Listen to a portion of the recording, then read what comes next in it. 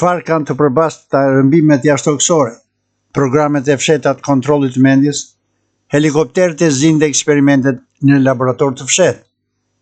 Kush janë humanoidet e veshura me zeza që rrëmbejnë njerëz brenda shtëpive të tyre?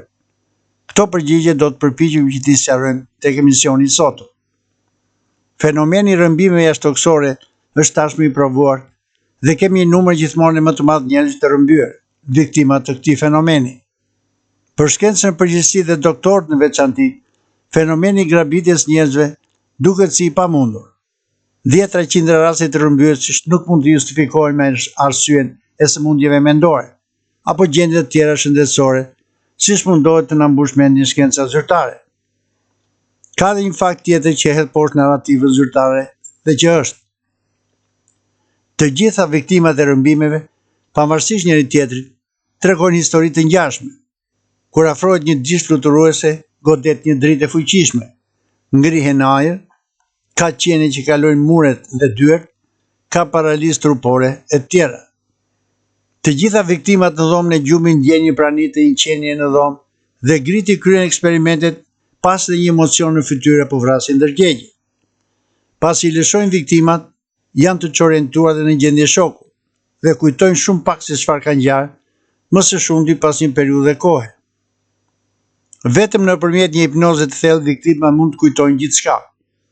Përveç këtyre rrëmbimeve që kryen nga jashtëtoksorët, e sidomos nga ngrit, kemi edhe një grupim tjetër rrëmbimesh të kryera më së shumti në vendet e Commonwealth-it, Shtetet e Bashkuara, Angli, Kanada, Australi dhe Zelandën e Re. Këto rrëmbime quhen milaps, që në shqip do të thotë rrëmbime ushtarake. Shpesh një viktim mund të mos rrëmbes vetëm një herë në fëmijëri, por disa herë gjatë jetës nga ana e jashtëtoksorëve. Dhe në këtë rast kemi rrëmbimin e radhës, por jo më nga racat jashtëtoksore, por nga ata që quhen furgonat e zi, autobusët e zi, apo dhe helikopterët e zi pa shenja dalluese. Personat që operojnë në këtë rast janë njerëzor dhe janë të veshur me zeza apo uniforma ushtarake pa shenja dalluese. Të rrëmbyerit të radhë mbajnë mend një injeksion, pirjen e një gode me një lëng të veçantë, apo një fushë fort elektromagnetike që i çorienton. Më vonë mbajnë mend hypjen në helikopter të zi apo furgon të zi dhe pastaj bazën toksore, doktor të veshur komplet me të bardha, të cilët kryejnë eksperimente me ta.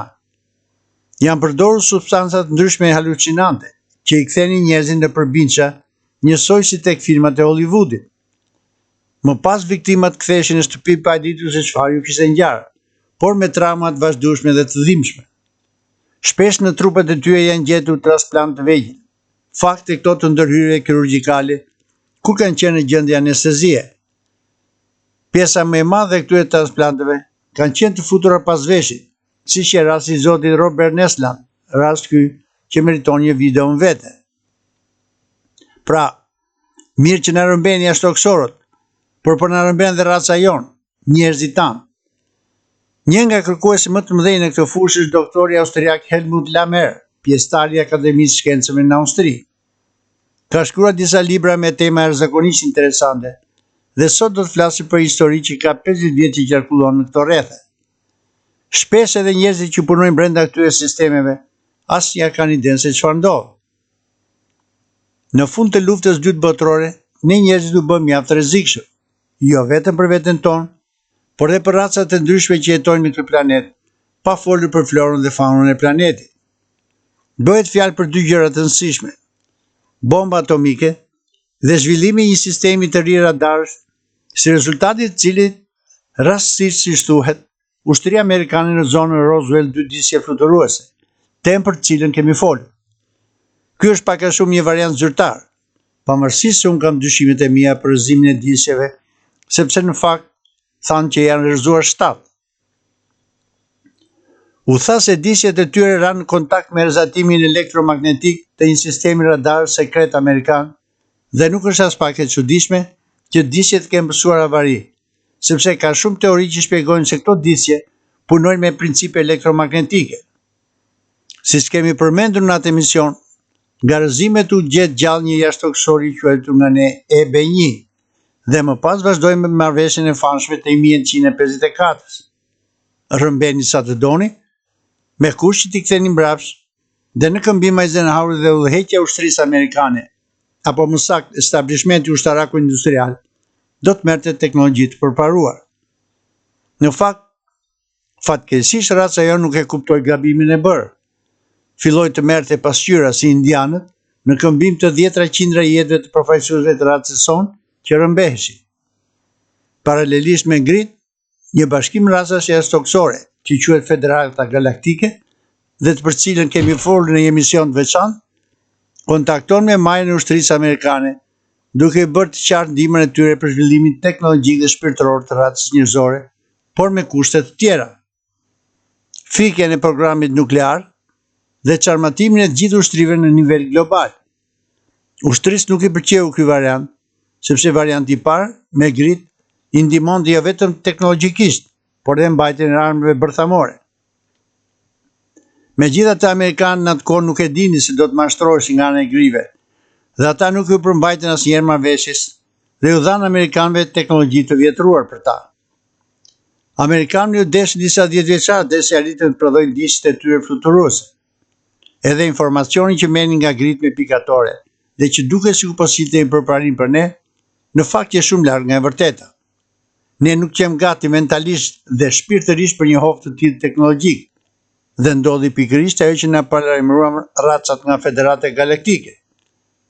Atë që në fillim grit e bënin fsheu sipas marrëveshjes, më vonë filluan ta bëjnë hapur dhe pikërisht në territor të Shteteve të Bashkuara të Amerikës, sepse me ta kishin marrëveshje. Grit filluan me sakratimin dhe vrasjen e kafshëve dhe për arsye etike po postoj vetëm një foto. Kjo është një histori që zë fillë në 1606 dhe na vjen nga Londra, ku ka ndodhur një vrasje masive kafshësh. Qindra dele u gjetën sakatuara pa organe dhe me plagë që dukeshin si të realizuar me lazer, dhe delet nuk kishin asnjë pikë gjaku përreth. Këto ngjarje filluan të shfaqen masivisht në fillim viteve 60 në Shtetet e Bashkuara dhe pastaj në të gjithë rruzull. Kafshët i gjenin pa sy, pa lëkurë, pa gjymtyr, pa gjuhë, dhe shkenca zyrtare nuk e kuptonte dot se si që realizuar ky krim. Paralelisht me kafshët, e njëjta gjë filloi të ngjasë edhe me njerëzit. Qindra vetë të zhdukur dhe sidomos në Shtetet e Bashkuara, dhe kjo ndodhi sepse i lejoi udhëheqja e ushtrisë, duke menduar se do kryeshin eksperimente humane. Le t'i hedhim një sy tani dhe shohim se lidhje ka midis rrëmbimeve të jashtëtoksorëve dhe rrëmbimeve të kryer nga helikopterët e zi, apo njerëz të veshur me zeza, të cilët rrëmbenin njerëz që më përpara që rrëmbyer nga grit. Kush është arsyeja që ushtria amerikane rrëmben qytetarët e saj dhe ju bën atyre të njëjta eksperimente që i kishin bërë grit? Ka shumë përgjigje, por më e saktë është ajo e austriakut Helmut Lamé, i cili e ka kaluar pjesën më të madhe të jetës së tij duke studiuar këto fenomene. Por si fillim le t'i hedhim një sy teorisë naive të një personi që është shumë herë më i njohur se Dr. Lameri, dhe ky person quhet Stephen Greer. Është mjaft i njohur në fushën e ufologjike amerikane dhe personalisht ka folur me qindra dëshmitar të kontakteve me jashtëtoksorë. Dhe çuditërisht pikërisht ky person deklaron se nuk ka jashtëtoksor negativ, dhe ne jemi të rrethuar nga raca pozitive që ndjekin dhe shqetësohen për zhvillimet tona. Të këqinjt janë një pjesë e njerëzve që mashtrojnë të tjerët dhe rrëmbimet jashtëtoksore si të tilla nuk ekzistojnë.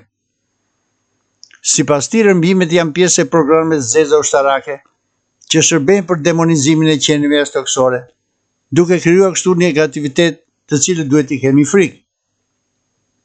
Qëllimi final është sulmi gënjeshtër se jashtëtoksor, gjë që do të sjellë nga ana e saj një kontroll total mbi gjithë planetin, si rezultat i rrezikut jashtëtoksor. Ky është edhe ashtu quajtur projekti Blue Beam i gazetarit kanadez Serge Bonas në 1994, i botuar por në atë vit. Dhe sipas Stephen Greer, janë njerëzit ata që me anë të helikopterëve të zi rrëmbejnë njerëz, i drogojnë dhe nëpërmjet programeve të ndryshme si Mac Ultra apo Mind Control Ultra, ju shpërlajnë trut duke i futur kujtime të rreme, sikur që trajtimet janë kryer nga qenia jashtëtoksore si grit. Këto eksperimente kanë vërtetuar se nëpërmjet drogave halucinogjene dhe terrorit mental mund të ndikosh tek truri ynë deri në atë mas sa që besojnë verbërisht çfarëdo që ju thua.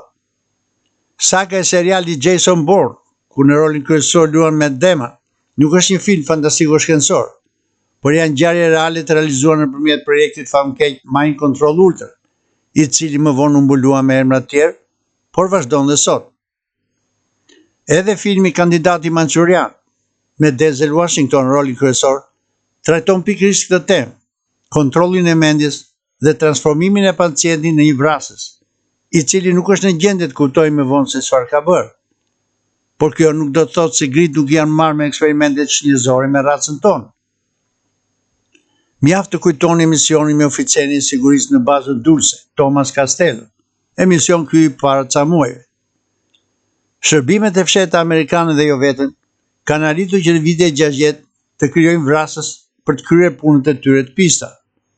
Zyrtarisht projekti MKUltra ka filluar në 1953, duke vazhduar deri në 64 apo dhe 67 dhe pastaj në thanë se u mbyll. Personalisht as nuk e njoh dhe as e kam takuar ndonjëherë Steven Greer, por më çudit fakti që nga qindra intervista që kam marrë nga persona të kësaj fushe, nuk është takuar qoftë një herë të vetme me Jacques Vallée, ufologu numër 1 në Francë dhe jo vetëm, i cili thot gjëra krejt të kundërta për jashtëtoksor. Djalli fshihet në detaj apo jo? Fenomeni i grabitjes së racës son ka filluar shumë më përpara se amerikanët fillonin të lyenin helikopterët e tyre me ngjyrë të zezë.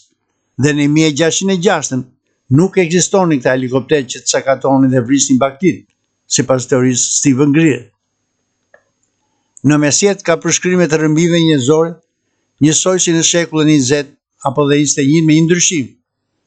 Njerëzit në atë kohë përballën me një horror të tillë, duke menduar se këto ngjarje e realizonte Satanai apo djalli dhe nuk kishin asnjë alternativë reagimi. Sot doktori austriak ka një teori më reale se Steven Greer. Rrëmbimet ndodhin njëkohësisht dhe kjo s'është gjë tjetër veçse një luftë për informacion. Si ta kuptojmë këtë? Duke studiuar Dr. Roger Leir na lind natyrshëm pyetja se përse raca jashtëtoksore mjaft të përparuar me teknologji mira vjet përpara nesh kontrollojnë në kohë reale viktimat e tyre nëpërmjet çipave të implantuara në trupa. Përse këto qenie të përparuara përdorin implante fizike, si kjo që po shihni në ekran?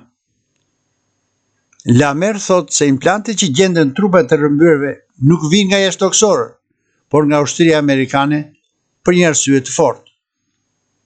Nga shumë hulumtime shumëvjeçare, është zbuluar se karakteristikë themelore e grive është pamja e tyre karakteristike dhe mungesa e emocioneve. Me një fjalë sillen si robot biologjik, si dron biologjik, duke manipuluar vazhdimisht dhe sidomos duke gënjur. Ata komunikojnë telepatikisht, por nuk ju duhet besuar asnjë fjalë vetme, dhe udhëheqja e ushtrisë amerikane e kuptoi shumë shpejt gabimin e saj. Rrëmbimet e njerëzve nga ana e ushtrisë të cilët që rrëmbyer nga jashtëtoksorët, i shërbente ushtrisë për të kuptuar qëllimin e grive. Disa implante fizike si marrës radio nuk qenë vënë jo për të marrë vesh se ku shkonin në hapësirë, kur rëmbeshin, por se ku shkonin në bazat nëntoksore, apo ato që gjendeshin thellë nën det, aty ku grit kanë bazat e tyre në New York. Ka 10 vjeçar që ekziston një luftë e ftohtë midis grive dhe nesh, dhe do të qenë mirë sikur Steve Greer të kishte të drejtë dhe të gjithë jashtëtoksorët të na duan të mirën dhe janë këtu për të na ndihmuar në zhvillimin tonë intelektual dhe shpirtëror, derisa të vijë momenti që të shfaqen dhe ne të përqafohemi me ta. Në fakt, situata në teren është krejt ndryshe. Ekzistojnë jashtëtoksor pozitiv, por ekzistojnë dhe jashtëtoksor negativ të tjerë, që na shikojnë si një copë e zakonshme mishi, pa pasur as emocionin më të vogël. Në fakt, ne raca njerëzore, si sillemi me kafshë. Ai therim, sido që të jetë, fenomeni i sakatimeve të kafshëve dhe rrëmbime njerëzore është mjaft i vjetër dhe është akoma prezent i pëlqen apo jo dikujt. Ishi tek bota e fshetë, aty ku e vërteta është e dhimbshme, por duhet ditur për të hapur syt. Regjistrohuni dhe deri tek emisioni i radhës. Mirupafshim.